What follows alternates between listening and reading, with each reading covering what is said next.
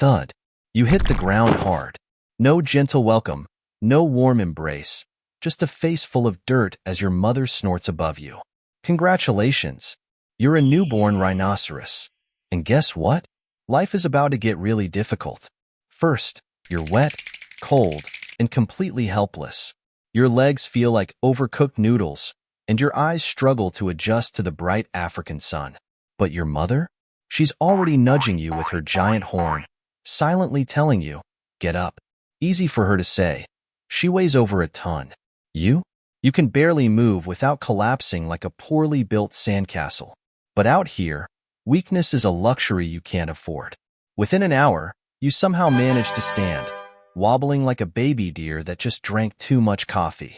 Just as you're getting used to this whole being alive thing, a shadow looms overhead. Lions. Already? Seriously? You're barely breathing, and something already wants to eat you? Luckily, your mother is a walking tank. She lowers her head, snorts aggressively, and bam! Charges at the lions.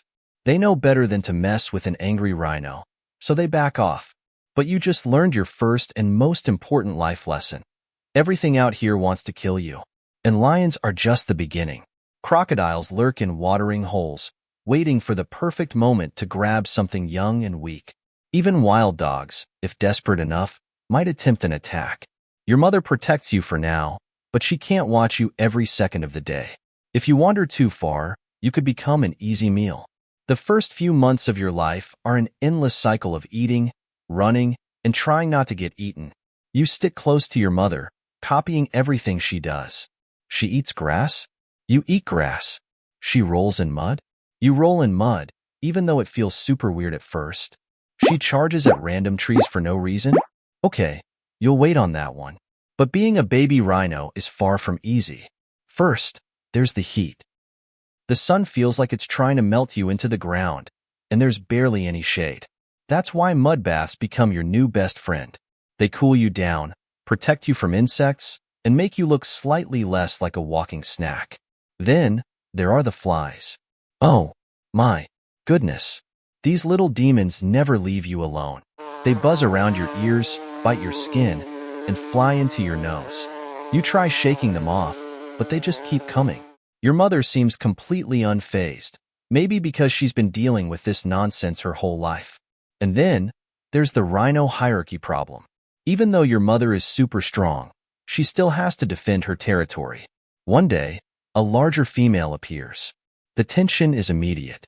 Your mother snorts loudly, scraping her foot against the dirt. The other rhino does the same.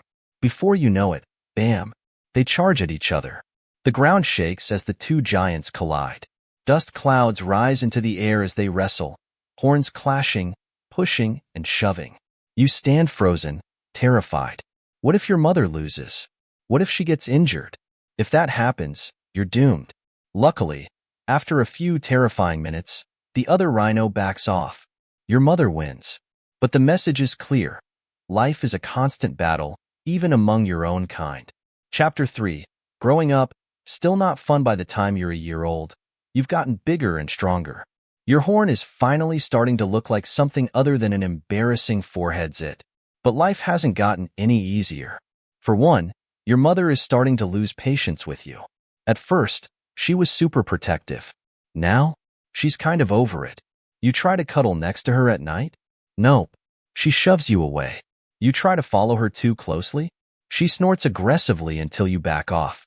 It's her way of saying, hey kid, it's time to start figuring things out on your own. And you need to, because the world is still trying to kill you.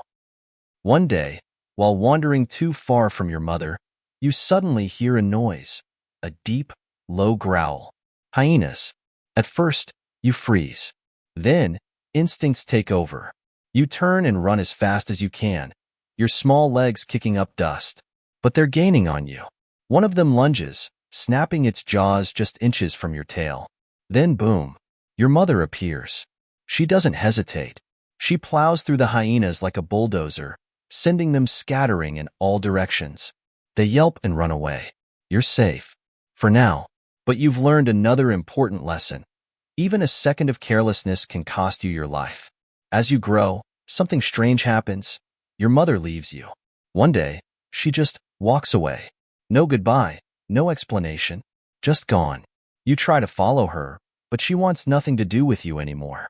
She turns, snorts, and stomps the ground, warning you to back off. It's over. You're on your own now. And that's when you realize something. Being a rhino is incredibly lonely. Unlike elephants or lions, rhinos don't live in herds. Most of the time, you're completely alone, just wandering the savanna, eating, rolling in mud, and occasionally running into another rhino.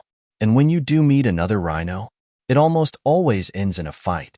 One day, you're drinking from a watering hole when another young male appears. You stare at each other for a moment. Then boom, it's on. You lower your head and charge. He does the same.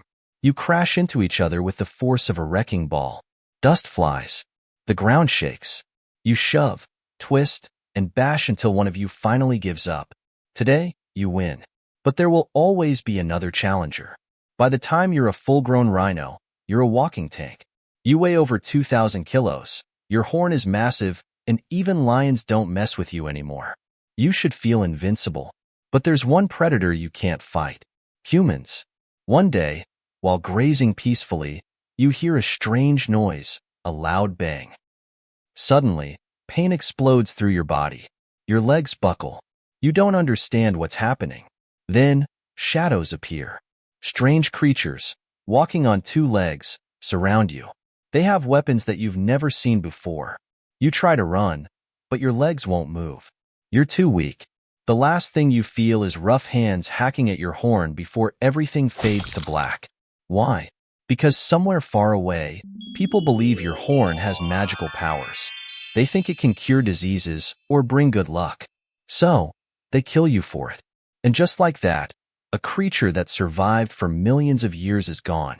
Final thoughts. So, why does it suck to be a rhino? You're born into a world where everything wants to eat you. Your mother abandons you as soon as you're old enough. You spend most of your life alone. Every other rhino you meet wants to fight you. You never get a break. Even drinking water is a risk. And your biggest enemy? Humans. Yeah, being a rhino sucks.